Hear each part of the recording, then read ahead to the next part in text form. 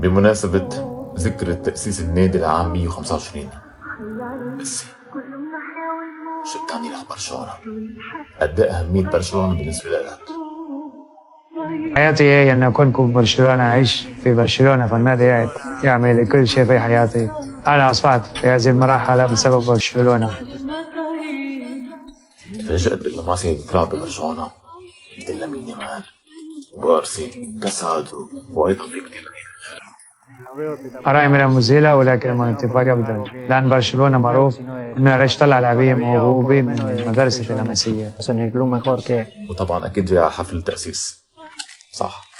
لابورتا موجود، طبعا لن يذهب إلى الحفل، لقد طعنني وغدر بي، الله لا يسامح. من بعد اللي عمل فيك قسما بالله حقك. آخر سؤال بعيد عن برشلونة، معقول هذه الحلقة تضرب أكثر من رونالدو مستر بيست؟ كم مشاهدات؟ أنا لا يهمني المشاهدات، لقد حكيت العالم كل شيء. عندك بقى سؤال؟ وأنا سيداتي سادتي أنساتي